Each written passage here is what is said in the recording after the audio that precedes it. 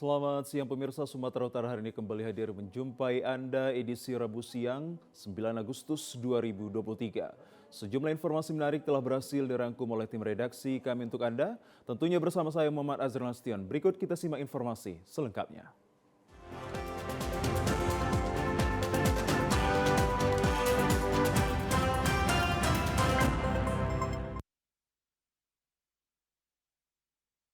Setelah ditetapkan dalam daftar pencarian orang terpidana korupsi kredit macet senilai 39,5 miliar rupiah, Mujianto menyerahkan diri ke Kejaksaan Tinggi Sumatera Utara kemarin. Sejak putusan Mahkamah Agung menjatuhkan vonis 9 tahun penjara terpidana Mujianto mangkir dari panggilan jaksa, namun melalui kegiatan intelijen Kejaksaan Tinggi Sumut berhasil membuat terpidana Mujianto menyerahkan diri ke Kejaksaan Tinggi Sumatera Utara. Sebelumnya pada tahap penuntutan, Kejaksaan Tinggi Sumatera Utara melakukan penahanan terhadap Mujianto di Rutan Tanjung Gusta Medan. Pada saat persidangan, Majelis Hakim Pengadilan Tipikor Medan mengabulkan penangguhan penahanan konglomerat Medan Mujianto dari tahanan rutan menjadi tahanan kota. Penetapan penangguhan penahanan tersebut dibacakan hakim dalam sidang perkara dugaan korupsi kredit macet senilai 39,5 miliar rupiah pada salah satu bank BUMN cabang Medan. Hakim membacakan vonis bebas kepada Mujianto dan JPU langsung mengajukan kasasi. Kasipenkum Kejaksaan Tinggi Sumut Yos A. Tarigan mengatakan berdasarkan saksi dan bukti yang telah dikumpulkan, Mahkamah Agung akhirnya memvonis Mujianto dengan hukuman 9 tahun penjara. Di Sumatera Utara melaksanakan eksekusi terhadap terpidana atas nama Mujianto, terpidana korupsi yang dalam hal ini diputus oleh putusan Mahkamah Agung, putusan kasasi 9 tahun pidana penjara. Hal ini adalah menyangkut tentang perkara korupsi kredit macet senilai 39,5 miliar di salah satu bank BUMN di cabang Medan. Setelah dilakukan serangkaian pemeriksaan kesehatan, terpidana langsung dibawa oleh Jaksa Eksekutor Kejari Medan untuk dieksekusi ke Lembaga Pemasyarakatan Kelas 1 Tanjung Gusta Medan. Kejaksaan Tinggi Sumut menghimbau kepada para DPO agar segera menyerahkan diri karena tidak ada tempat yang aman bagi mereka. Di informasi lainnya pemirsa, Sat Narkoba Polres Tanjung Balai menggagalkan penyeludupan 15 kg sabu-sabu dan 10.000 pil ekstasi yang dibawa oleh nelayan dari Malaysia. Untuk mengelabuhi para petugas, narkoba disimpan di dalam derijen. Kapal tanpa nama milik nelayan diamankan di tengah perairan Asahan oleh tim Sat Narkoba Polres Tanjung Balai pada Jumat lalu karena dicurigai membawa barang haram narkoba untuk diseludupkan ke Tanjung Balai. Narkoba tersebut dibawa dari negeri jiran Malaysia, satu persatu sudut kapal diperiksa dan ditemukan 2 dirijen BBM diduga berisikan narkotika jenis sabu-sabu. Dari dalam dirijen ditemukan narkotika jenis sabu dan pil ekstasi sebanyak 15 kg dan 10.000 butir pil ekstasi. Kapolres Tanjung Balai AKBP Ahmad Yusuf Afandi mengatakan bahwa penangkapan tersangka atas laporan adanya penyeludupan narkoba yang kemudian dilakukan pengintaian di laut. Akhirnya petugas berhasil mengamankan 4 nelayan yang merupakan jaringan narkoba internasional. Nakoda kapal telah berulang kali membawa narkoba jenis sabu-sabu ke Indonesia melalui perairan Asahan. Dan ternyata benar pada hari Sabtu kapal yang dicurigai masuk, kami langsung melaksanakan pengejaran dan didapati 4 orang yang masing-masing namanya inisialnya tadi sudah kami sebutkan, dan di dalamnya ternyata terdapat 2 jerigen warna biru yang diakui oleh para tersangka adalah baru mengambil narkotika dari tengah laut. Sementara itu polisi memburu pemesan barang narkoba berinisial R, sedangkan 4 tersangka terancam hukuman 20 tahun penjara, seumur hidup ataupun hukuman mati. Pemirsa, ARH terduga pelaku pemalsuan tanda tangan penjualan tanah milik PT PN2 yang sempat ditangguhkan penahanannya di Polres Tabes Medan mendatangi bidang Propam Polda Sumut. Kedatangan ARH kemarin untuk melaporkan personel Polres Tabes Medan yang diduga keliru dalam penanganan kasus yang menjeratnya. Bersama dua rekannya, ARH yang sebelumnya ditangguhkan penahanannya oleh Kapolres Tabes Medan pasca didatangi puluhan oknum TNI ini melaporkan personel Satreskrim Polres Tabes Medan lantaran diduga keliru dalam melakukan penanganan atas kasus yang telah menjeratnya. Sebelumnya, puluhan oknum TNI mendatangi Polres Tabes Medan untuk bertemu dengan Kasat Reskrim Kompol Tengku Fatir Mustafa pada Sabtu siang. Kedatangan para oknum ini diduga untuk meminta pihak kepolisian menangguhkan penahanan terhadap ARH. Saat ditemui usai membuat laporan ke Bid Propam Polda Sumatera Utara, ARH mengklarifikasi terkait kedatangan puluhan oknum TNI ke Polres Tabes Medan dalam rangka silaturahmi dan koordinasi terkait kasus yang menjeratnya. ARH menyebutkan bahwa Mayor Dedi yang bertemu dengan Kasat Reskrim merupakan keluarga terdekatnya. Advis hukum saya itu kan bermohon untuk melalui pengacara daripada militer untuk melakukan penangguhan terhadap diri saya. Nah, jadi karena tidak dibalas sehingga mungkin ada sedikit bahasa-bahasa yang dari luar kurang pas. Tapi pada prinsipnya kehadiran keluarga saya di sini adalah untuk koordinasi, silaturahmi, mempertanyakan bagaimana jawaban daripada surat permohonan penangguhan mereka. Pemirsa, kami ajak Anda ke informasi lainnya. Kejaksaan Negeri Kota Tebing Tinggi menetapkan 2 orang tersangka terkait kasus dugaan korupsi pembangunan tembok penahan pasar induk Kota Tebing Tinggi. Dari penetapan tersebut, kedua tersangka langsung dilakukan penahanan. 2 orang tersangka yang diamankan yakni mantan Kadis Perdagangan Koperasi dan UKM Kota Tebing Tinggi berinisial GBS yang sekarang berdinas sebagai asisten 3 pemerintah Kota Tebing Tinggi dan rekan kerja berinisial PH selaku pelaksana proyek. Kepala Seksi Intelijen Kejari Tebing Tinggi Hiras A. Silaban yang didampingi Kepala Seksi Tindak Pidana Khusus Kejari Tebing Tinggi Riz Sigiro mengatakan saat ini telah dilakukan penahanan terhadap kedua tersangka untuk perkara dugaan tindak pidana korupsi pembangunan tembok penahan di Pasar Induk tahun 2019 dengan pagu anggaran sebesar 458 juta rupiah. Berdasarkan perhitungan BPKP, kerugian negara yang ditimbulkan atas kasus dugaan korupsi pembangunan tembok ini sebesar 203 juta rupiah. Akibat perbuatannya, kedua tersangka langsung dilakukan penahanan 20 hari ke depan. Dugaan tindak pidana korupsi pembangunan tembok penahan di Pasar Induk tahun 2019 sudah ditetapkan 2 orang tersangka atas nama inisial GBS dan PH dan sudah dilakukan penahanan untuk 20 hari ke depan. Sejak kemarin tadi malam. Jadi itu kerugian dari kasus tersebut? Kerugian negara yang berdasarkan hasil perhitungan BPKP ada sekitar 203 juta rupiah. Jadi ada tersangka lain Pak? Tersangka lain? Sampai sejauh ini masih 2 dan tidak menutup kemungkinan akan ada tersangka lain dalam pemeriksaan selanjutnya maupun nanti dalam proses persidangan akan kita informasikan selanjutnya. Pasar Induk Kota Tebing Tinggi yang dibangun pada tahun 2017 menelan biaya sebesar 11 miliar rupiah bersumber dari dana alokasi khusus namun hingga kini tidak berfungsi alias mangkrak. Pemirsa, informasi pilihan rakyat akan hadir usai jeda pariwara berikut ini. Tetaplah bersama kami.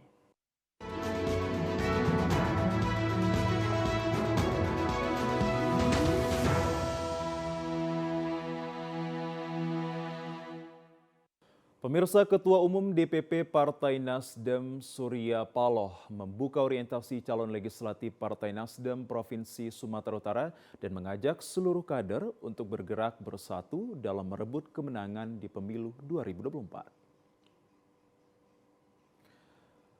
Pembukaan orientasi calon legislatif Partai Nasdem Provinsi Sumatera Utara ditandai dengan pemukulan gong oleh Prananda Surya Paloh, disaksikan Ketua Umum Partai Nasdem Surya Paloh, Ketua DPW Partai Nasdem Sumut Iskandar dan ribuan kader maupun caleg Partai Nasdem di Medan kemarin.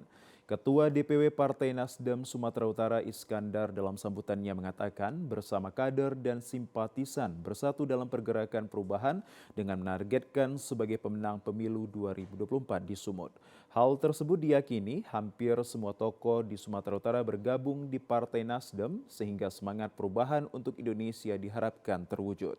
Sementara itu, Ketua Umum Partai Nasdem Surya Paloh di hadapan ribuan caleg di 33 kabupaten kota Sumut berorasi dengan rasa kesatuan dan kebersamaan yang dibangun untuk solid, siap berkompetisi, melahirkan energi positif, menguatkan motivasi dalam pemenangan pemilu 2024. Surya Paloh meyakini dengan kekuatan semangat perubahan Partai Nasdem Sumut dipimpin Iskandar mampu meraih kemenangan pada pemilu 2024 mendatang.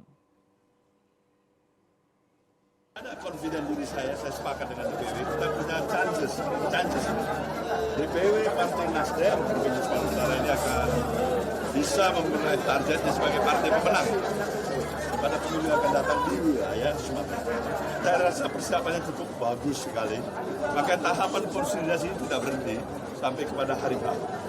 Jadi aktivitas kegiatan konsolidasi itu akan berada di semua level, baik di tingkat nasional, provinsi, kabupaten, kota, sampai kepada tingkat yang paling rendah, DPRD sendiri.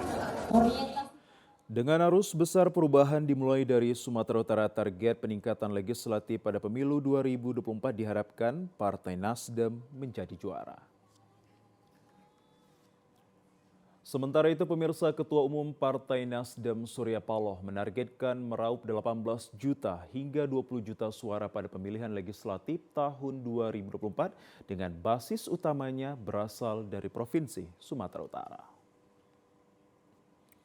Hal tersebut disampaikan Surya Paloh saat menghadiri orientasi caleg Partai Nasdem sekabupaten kota Sumatera Utara kemarin siang di Medan. Dengan target peningkatan jumlah suara tersebut, Surya Paloh menginginkan bahwa dari 59 kursi di DPR RI tahun 2019 meningkat menjadi 103 kursi dengan basis utama berasal dari Sumatera Utara. Dengan gelora semangat orasi politiknya, Surya Paloh membuat ribuan massa yang hadir berasal dari caleg dan kader Partai Nasdem se-Sumatera Utara berteriak untuk menang. Dalam pidato, Surya Paloh menyatakan dari kunjungannya pada sejumlah provinsi di Indonesia memiliki keyakinan dan pandangan tersendiri. Nasdem sebagai partai mendapatkan dukungan yang luar biasa, memberikan energi positif menyongsong pemilu 2024. Dengan memiliki kader terbaik untuk bertarung pada pemilu 2024, menjadikan Partai Nasdem menjadi rumah besar pergerakan perubahan tersebut. Kebangkitan semangat soliditas caleg hingga kader semakin nyata dan Surya Paloh berpesan untuk menjaga empati rakyat demi keberhasilan Partai Nasdem menghasilkan target yang spektakuler menuju juara.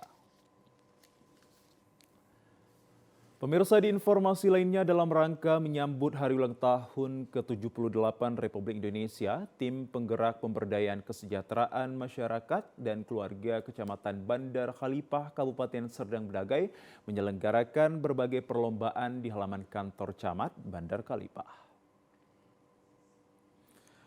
Menyambut hari ulang tahun ke-78 Republik Indonesia, sejumlah kegiatan perlombaan diselenggarakan untuk dapat menumbuhkan rasa nasionalisme dan kekompakan seluruh anggota tim penggerak pemberdayaan kesejahteraan keluarga dari 5 desa sekecamatan Bandar Khalipah. Camat Bandar Khalipah Maninggar Manurung mengatakan bahwa perlombaan ini sebagai bentuk kecintaan terhadap tanah air Indonesia sehingga kemerdekaan ini selalu ada di hati masyarakatnya. Berbagai kegiatan dalam menyambut HUT RI akan digelar diantaranya, yakni bakti sosial, berbagi kepada yang kurang mampu, maupun kegiatan lainnya dengan melibatkan peran serta masyarakat. Di kantor camat ini adalah perlombaan Dharma Wanita atau ibu-ibu PKK dari desa, yang 5 desa. Kegiatan tersebut dan untuk menjalin silaturahmi antara ibu-ibu PKK desa dengan kecamatan. dalam rangka memupuk nasionalisme kemerdekaan yang sudah kita rasakan, karena untuk mengingat dan mengisi kemerdekaan yang sebaik-baiknya selama ini. Sementara itu, perlombaan yang diselenggarakan oleh tim penggerak pemberdayaan kesejahteraan keluarga, yakni lari membawa kelereng dalam sendok, perlombaan estafet sarung, makan pisang, dan juga estafet air. Pemirsa, penganeka-ragaman atau yang dikenal diversifikasi bahan baku perikanan bertujuan menambah peluang bagi para pelaku usaha sekaligus dapat meningkatkan pengetahuan dan juga keterampilan masyarakat dalam mengolah hasil perikanan menjadi berbagai macam produk yang bernilai ekonomis tinggi. Penganeka-ragaman produk berbahan baku ikan dilakukan selain untuk bertahan lama, sekaligus dapat menciptakan aneka rasa agar masyarakat gemar mengkonsumsi ikan. Dinas Perikanan Daerah Tapanuli Selatan sangat mendukung masyarakat, khususnya para ibu-ibu, untuk meningkatkan pemahamannya dalam melakukan pengolahan ikan menjadi aneka bahan makanan. Seperti pengolahan ikan lele menjadi ikan asap atau ikan sale sudah sangat lama dilakukan agar dapat diolah menjadi berbagai aneka masakan. Untuk mendorong diversifikasi bahan baku ikan, Kepala Dinas Perikanan Daerah Kabupaten Tapanuli Selatan, Sofyan Adil mengatakan, diversifikasi bahan dasar ikan dilakukan oleh pemerintah untuk mengajak masyarakat membuka peluang usaha baru guna meningkatkan ekonomi kerakyatan sekaligus dapat meningkatkan pertumbuhan ekonomi daerah. Meski masih tergolong baru dalam hal diversifikasi ikan, namun ia yakin jika semua pihak ikut mendorong masyarakat pelaku usaha untuk berinovasi, maka suatu saat nanti berbagai aneka menu olahan ikan menjadi andalan daerah Tapanuli Selatan, sekaligus dapat menjadi pemenuhan gizi keluarga dan mengatasi kasus stunting pada anak. Dikatakan diversifikasi olahan bahan dasar ikan sangat tepat dilakukan karena didukung oleh sumber daya alam yang berlimpah, baik dari sungai dan juga danau maupun kolam air tenang. Kadis Perikanan Daerah Kabupaten Tapanuli Selatan mengaku saat ini pengembangan bahan dasar ikan tidak hanya ikan asap atau ikan sale saja, namun juga diolah menjadi bakso, keripik ikan, dan stik udang. Kabupaten Tapanuli Selatan memiliki sumber daya alam yang sangat mendukung untuk pengembangan perikanan, termasuk diversifikasi. Salah satunya adalah ikan sale, yaitu berupa ikan sale baung dan ikan sale jurung yang merupakan oleh-oleh khas dari Kabupaten Tapanuli Selatan. Selain itu juga kita mengembangkan diversifikasi perikanan lainnya berupa nugget ikan, bakso ikan, abon, kerupuk ikan, dan yang lainnya. Hal ini adalah bertujuan untuk meningkatkan UMKM di Kabupaten Tapanuli Selatan yang muara akhirnya adalah meningkatkan perekonomian masyarakat dan pertumbuhan ekonomi. Ketua Kelompok Pohlasar Patlugar, Ani Aisyah mengaku sangat senang atas usaha diversifikasi perikanan yang dapat menambah penghasilan keluarga. Meski saat ini ia dan timnya masih mengolah ikan sale dengan jumlah yang tidak terlalu banyak, namun ia yakin usaha yang dilakoni suatu saat nanti akan menjadi besar, mengingat tingginya permintaan dari masyarakat sekitar. Ana Aisyah berharap perhatian dari pemerintah berupa pemberian pelatihan mengolah ikan menjadi lebih gurih dan berkualitas agar usaha yang ia lakukan dapat semakin maju. Ya, inilah usaha kami membinanya dari kecil-kecilan. Kami menggunakan dari bahan bekas sampai dulu bahan bekas yang kami gunakan itu pengasapannya sudah rusak karena mengandung bahan kayu. Kami mengusulkan bantuan kepada kabupaten dan inilah bantuan yang kami dapatkan, kami hasilkan. Ada juga bak piber. Tapi kami memohon kepada kabupaten supaya bantuan ini bisa diperbesar lagi kapasitasnya karena semakin banyak permintaan. Kami membeli ikan mentahnya 1 kilo 20.000 dan setelah kering kami jual 100.000 per kilo. Sangat menguntungkan untuk usaha ibu-ibu di desa Sipangegodang. Jadi kami memohon kepada pemerintah kabupaten agar supaya menanggapi usaha kami yang masih kecil-kecilan ini supaya berkembang menambah usaha ekonomi ibu-ibu rumah tangga.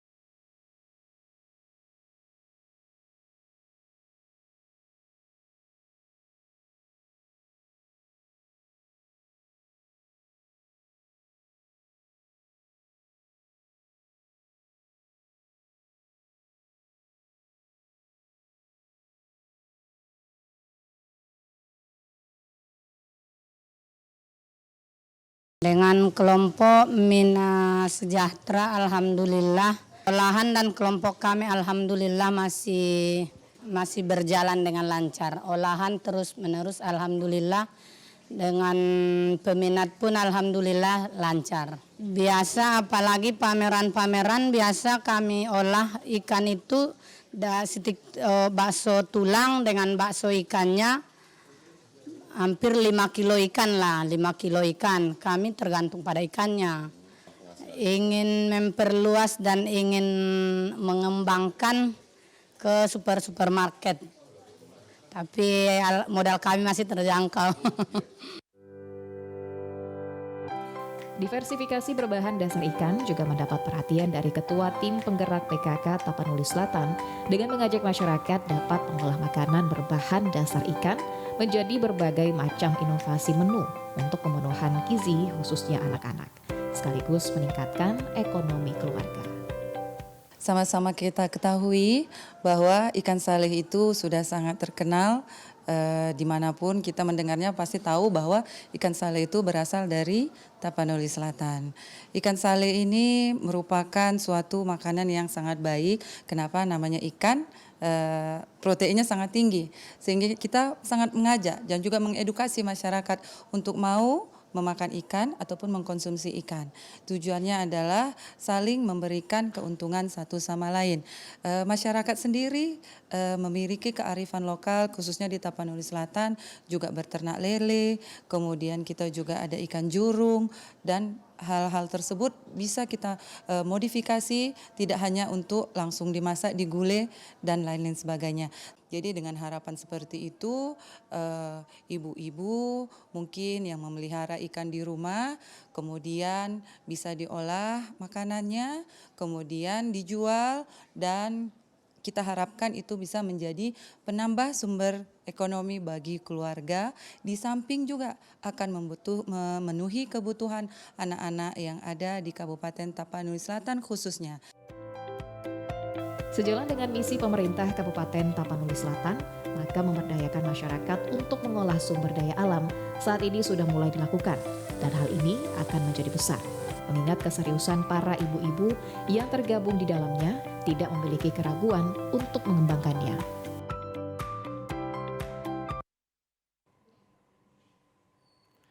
Ya, pemirsa, informasi lintas Andalas akan hadir untuk Anda sesaat lagi, tetap bersama kami.